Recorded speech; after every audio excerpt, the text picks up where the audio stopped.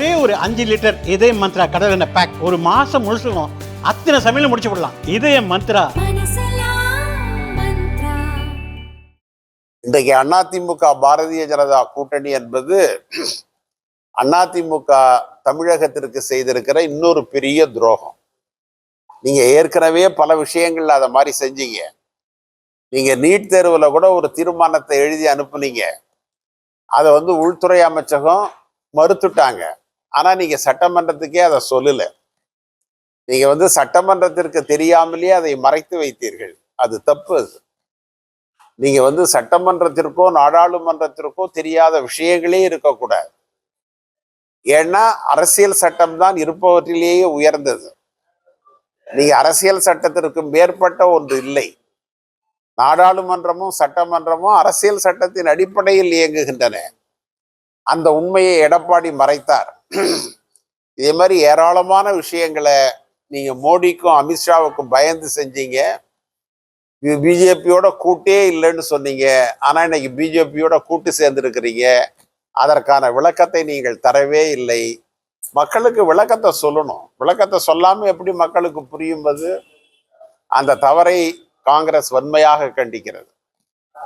இன்னைக்கு இந்திய பாகிஸ்தான் யுத்தம், அதுல கூட நாம மகத்தான சாதனை செய்திருக்கிறோம். நம்முடைய இராணுவம் மகத்தான வெற்றியை பெற்றிருக்கிறது. நம்முடைய பிரம்மோஸ் ஏவுகணை லாகூர் வரைக்கும் போயிருக்கு.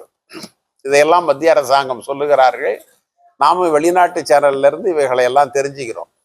ஆனா இதுல முக்கியமான ஒன்று என்னன்னா, நாடாளுமன்றத்தை கூட்டி இது சம்பந்தமாக பிரதமர் சொல்ல வேண்டியது அவருடைய கடமை. அது நீங்க அது ஒரு தார்மீக கடமை. நாடாளுமன்றத்திற்கு ஒண்ணுமே தெரியல. நாடாளுமன்றத்துல சொன்னாதான் அது ஆதாரப்பூர்வம். நீங்க 1962 சீனாவிற்கும் இந்தியாவிற்கும் யுத்தம் வந்த பொழுது இந்தியாவிற்கு பின்னடைவு ஏற்பட்டது. பெரிய பின்னடைவு ஏற்பட்டது. நீங்க நேரு ரொம்ப வருத்தப்பட்டார். ஆனால் அவர் செஞ்சது என்னன்னா, 24 மணி நேரத்துல நாடாளுமன்றத்தை கூட்டி நமக்கு ஏற்பட்டிருக்கிற பின்னடைவுகளை அவர் தெளிவுபடுத்தினார். சொன்னார், மக்கள்கிட்ட உண்மையை சொன்னார். நீங்க அதற்கு ஒரு மிகப்பெரிய தைரியம் வேணும். மூடி மறைக்கல அவரு. நீங்க ஏன் இப்பொழுது மூடி மறைக்கிறீங்க? அடுத்தது, நாம பெரிய யுத்தங்களை செய்திருக்கிறோம். சீன யுத்தத்திற்கு பிறகு பாகிஸ்தானோட 2 முறை, வங்காளதேசத்தோட 1 முறை. ஆனா ஒரு முறை கூட இந்திரா காந்தி அவர்கள் வெளிநாட்டு சக்திகள், 3வது சக்திகள் அதுல தலையிட, கருத்து சொல்ல, அல்லது நாங்கள் தான் இதற்கு காரணம் என்று சொல்ல அனுமதித்ததே கிடையாது. ஆனா இன்னைக்கு 11 முறை ட்ரம்ப் சொல்லிட்டார், நான் தான் இந்த சண்டையை நிறுத்தினேன், நான் தான் இந்த சண்டையை நிறுத்தினேன்னு. அப்படின்னா என்ன அர்த்தம்? நம்ம சண்டையை நிறுத்த அவர் யார்? அப்படின்னா இந்த சண்டையை அவர் ஆரம்பிச்சு வச்சாரா? அவருக்கு இந்த சண்டைக்கு என்ன சம்பந்தம் இருக்கு? நம்ம நாட்டுல தீவிரவாதிகள் நம்முடைய மக்களை கொன்றார்கள், அதற்கு நாம திருப்பி அடிக்கிறோம். அவ்வளவுதானே ஒழிய இதுல ட்ரம்ப்புக்கு என்ன இருக்கு? நம்முடைய பிரதமர் அறிவிக்கவில்லை, நம்முடைய வெளியுறவுத்துறை அமைச்சர் அறிவிக்கவில்லை. ஆனா அதற்கு முன்பு ட்ரம்ப் அறிவிச்சுட்டார். இந்த நாட்டை யார் மோடி நடத்துறாரா, ட்ரம்ப் நடத்துறாரா? பதில் சொல்லணும். நீங்க எல்லாத்தையுமே மூடி மறைக்க கூடாது. ஏதோ இராணுவத்துக்கு எதிராக பேசுறாங்க, சண்டைக்கு எதிராக பேசுறாங்கலாம் சொல்லக்கூடாது. நம்மை விட இராணுவத்தின் மீது தேசபக்தி உடையவர்கள் வேறு யாரும் கிடையாது. ஆனா ஒரு உள்நாட்டு விஷயத்துல நம்மோட ரொம்ப நெருக்கம்னு சொல்ல முடியாத ஒரு ட்ரம்ப் தலையிடுறாருன்னு சொன்னா இதுல பின்னணியில என்ன இருக்குங்கிறத நாம தெரிஞ்சுக்கணும். இதுதான் எங்களுடைய கருத்து. இதெல்லாம் ராஜதந்திரமே கிடையாது. இதெல்லாம் கேலி கூத்து. இங்க பாராளுமன்றத்துல ஒன்னத்தையும் சொல்லாம நீங்க போய் அமெரிக்காவிலையும் ஆப்பிரிக்காவிலையும் போய் நம்ம என்னத்தை சொல்றது? நம்ம போக மாட்டோம்னு சொன்னா பாருங்க, நான் நம்முடைய நிலையை விளக்குவதற்காக அனுப்புகிறேன். திமுக போக மாட்டேங்கிறாங்க, காங்கிரஸ் போக மாட்டேங்கிறாங்க, சரத்பவார் கட்சி போக மாட்டேங்குதுன்னு குற்றம் சொல்லுவார். அந்த குற்றத்தை தவிர்ப்பதற்காகத்தான் நாம் செல்லுகிறோமே ஒழிய, நீங்க முதல்ல உள்நாட்டு மக்களுக்கு உண்மையை சொல்லுங்கள், நாடாளுமன்றத்துல சொல்லுங்க. நீங்க அதன் பிறகு இதையும் அனுப்புங்க. நான் தப்புன்னு சொல்ல, தாராளமா அனுப்புங்க. ஏன் நீங்க நாடாளுமன்றத்தை கூட்ட தயங்குறீங்க? ஏன் விவாதிக்க தயங்குறீங்க? ஏன் பத்திரிகையாளரை சந்திக்க தயங்குறீங்க? அதற்கு அவர்கள் பதில் சொல்லணும்ல. அல்லது நீங்களாவது அந்த கேள்வியை கேட்கணும்ல. கேட்க மாட்டேங்கிறீங்களா யாரும்? நான் அவருடைய பேச்சை நான் கவனமாக 2-3 முறை திரும்ப திரும்ப நான் கேட்டேன். பத்திரிகைகளில் வந்த செய்தியையும் நான் படித்தேன். அதாவது நான் கூட சில கூட்டங்களில் பேசியிருக்கிறேன். நம்மை விட திராவிட முன்னேற்ற கழகத்தினுடைய உள்கட்டமைப்பு நன்றாக இருக்கிறது அப்படின்னா காங்கிரஸை குறைச்சி சொல்லிட்டேன்னு அர்த்தமா? நம்முடைய தொண்டர்களுக்கு நாம் சொல்லுகிற ஒரு செய்தி. அதனால ஆனா அவர் அதுல எந்த இடத்துலையும் காங்கிரஸ் பலகீனமாக இருக்கிறது என்றோ அல்லது காங்கிரஸ் தலைவர்கள் செயல்படலன்னோ அல்லது இப்பொழுது காங்கிரஸை நடத்துகிறவர்கள் தான் இதற்கெல்லாம் காரணம் என்றோ அவர் சொல்லல. அது ஒரு பொதுப்படையான ஒரு ஒரு ஒரு ஒரு உரை. அது அந்த உரையை கொச்சைப்படுத்துவதை நான் விரும்பவில்லை. நீங்க இல்ல இப்ப நூற்றுக்கணக்கான குற்றங்கள் நடப்பது என்பது வேறு, எங்காவது அங்கொன்றும் இங்கொன்றுமாக ஒரு குற்றம் நடப்பது என்பது வேறு. இந்த ஒரு குற்றம் நடந்திருக்கிறத வச்சுக்கிட்டே சட்டம் ஒழுங்கு சரியில்லைன்னு சொல்றது ஒரு விதமான அரசிற்கு எதிரான மனநிலை உடையவர்கள் சொல்றதுதான். நான் வரலாற்றை உங்களுக்கு சொல்லணும்னா, ராமராஜ்யத்திலேயே திருட்டு நடந்தது. ராமராஜ்யத்தை தான் மகாத்மா காந்தி விரும்பினார். ஆனா அந்த ராமராஜ்யத்துல தப்பு நடக்கலையா? தப்பு நடக்கும் தான். நான் என்ன சொல்ல வரேன், காவல்துறையோ அரசாங்கமோ தவறுகளை ஊக்குவிக்கவில்லை என்பதுதான் இதுல பாராட்டப்பட வேண்டிய விஷயம். நீங்க ஒரு குற்றத்தை, ஒரு தவறை நீங்கள் அரசாங்கத்தினுடைய கவனத்திற்கு எடுத்து சென்றால் அரசாங்கம் உடனடியாக அதன் மீது நடவடிக்கை எடுக்கிறார்கள். நீங்க தவறு செய்தவர்கள் தண்டிக்கப்படுகிறார்கள், இல்லைன்னா நீங்க சொல்ல முடியாது. சரி, நீங்க அப்படின்னு நீங்க ரொம்ப இதை கம்பல் பண்ணீங்கன்னா யாரையாவது ஒருத்தவங்களை இவங்க தான் குற்றவாளின்னு சொல்லுவாங்க. நீங்க அதுவும் இருக்கு.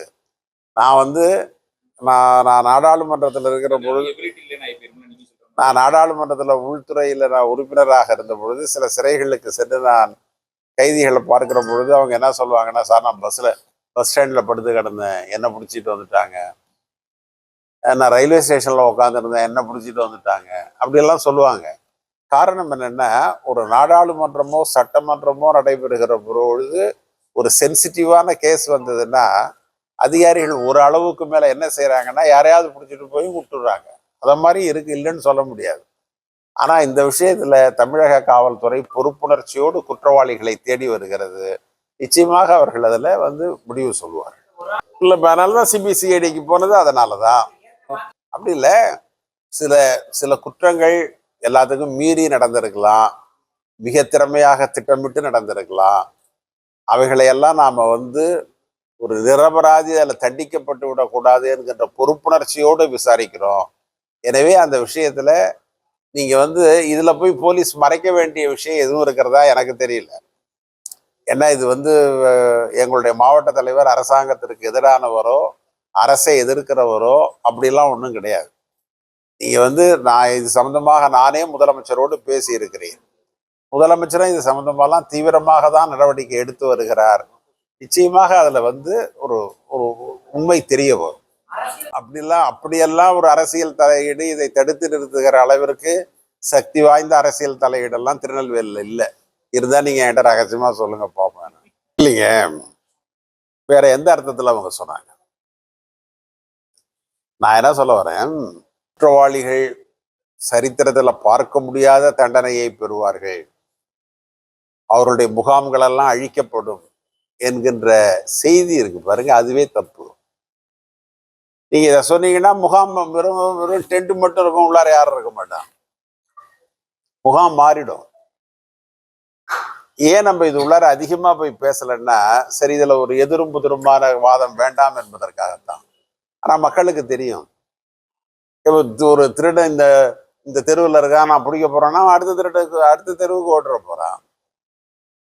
நீங்க எந்த முகாமையும் போய் அழிச்சிட முடியாதுல்ல.